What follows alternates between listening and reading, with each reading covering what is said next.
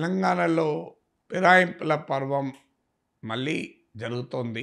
ఎన్నికలకు ముందు చూసాం. టికెట్ల కొరకు పదవులు రాక, పదవుల కోసం నాయకులు ఎలా ఫిరాయింపులు చేశారో చూసాం. ఇప్పుడు ఎన్నికలైపోయాయి. కాంగ్రెస్ అధికారంలోకి వచ్చింది. బీఆర్ఎస్ 5 ఏళ్ల పాటు ప్రతిపక్షంలో కూర్చోవాలి. మళ్ళీ ఇప్పుడు బీఆర్ఎస్ నుంచి కాంగ్రెస్లోకి ఫిరాయింపులు. జిల్లా పరిషత్ చైర్పర్సన్లు, మాజీ మేయర్లు, మాజీ మంత్రులు, శాసనసభ్యులు, ఇక మిగిలింది ఏంటంటే ఆల్రెడీ బీఆర్ఎస్ తరఫున గెలిచిన ప్రజాప్రతినిధులు మిగిలిన్నారు.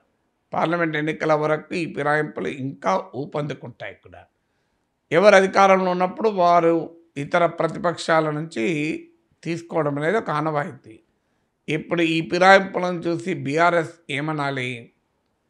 విమర్శించుదామా అనుకుంటే తెలంగాణ వచ్చాక రాజకీయ పునరీకీకరణ పేరిట కేసీఆర్ కాంగ్రెస్ నుంచి గెలిచిన, తెలుగుదేశం నుంచి గెలిచిన ఎమ్మెల్యేలందరినీ లాక్కున్నారు.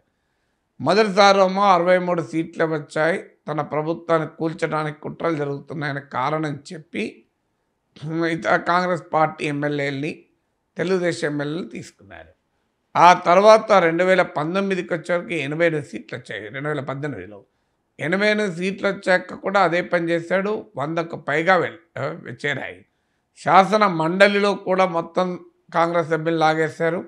శాసన మండలిలో మెజారిటీ వచ్చేసింది. సో ఈ ఫిరాయింపులను ఈ స్థాయిలో ప్రోత్సహించి వేరే పార్టీల తరఫున ఎన్నికైన వాళ్ళని తన పార్టీలో మంత్రులు కూడా చేసిన తర్వాత ఇప్పుడు బీఆర్ఎస్ ఏమని అంటుంది కాంగ్రెస్ను? నీవు చెప్పిన విద్యే కదా నిరదాక్ష అంటుంది. మరి తప్పెవరిది? కాంగ్రెస్ పార్టీని తప్పుపడదామా అంటే మరి బీఆర్ఎస్ చేసిన పనే మేము చేస్తున్నాం కదా అని వీళ్ళు అంటారు. ఎందుకంటే మాకు కూడా 65 సీట్లే ఉన్నాయి.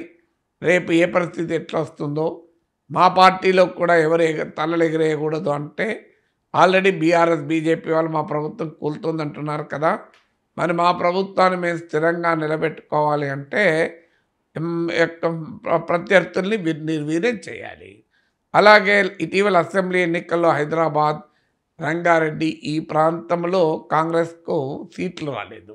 బీఆర్ఎస్ బలమైన విజయాలు సాధించింది. అందువల్ల ఈ ప్రాంతంలో బలపడాలంటే బీఆర్ఎస్ను బలహీనపరచాలి. అందుకే రంగారెడ్డి మున్సిపల్ చైర్మను, రంగారెడ్డి జిల్లా పరిషత్ చైర్పర్సను, వికారాబాద్ జిల్లా పరిషత్ చైర్పర్సన్లను తీసేసుకుంటున్నారు. అలాగే రేపు లోక్సభ ఎలక్షన్స్ ఉన్నాయి. ఈ ఎన్నికల్లో మ్యాక్సిమం సీట్లు తెచ్చుకోవాలి.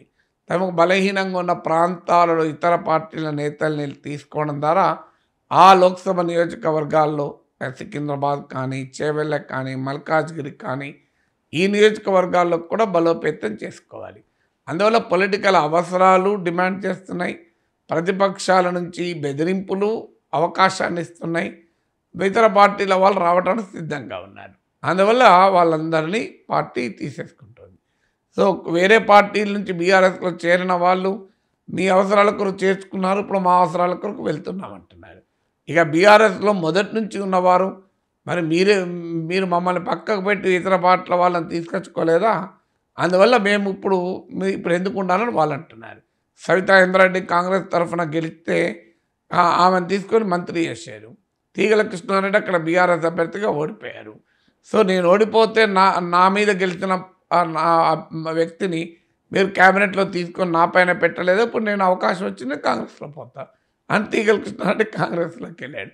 కొంతమంది రకరకాల పదవుల అడ్జస్ట్మెంట్ల వల్ల కోపంతోనో అసంతృప్తితో ఉన్న వారికి కూడా ఇది అదనగా చూసుకొని వెళ్తున్నారు.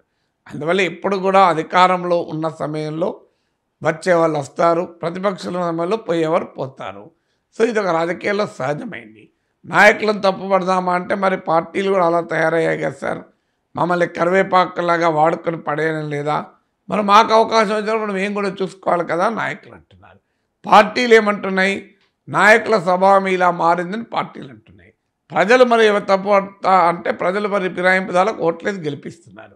అందువల్ల పార్టీలు, ప్రజలు, నాయకులు అందరూ ఈ క్రీడలో భాగమే. తలా పాపం తెలా పిడికెడు.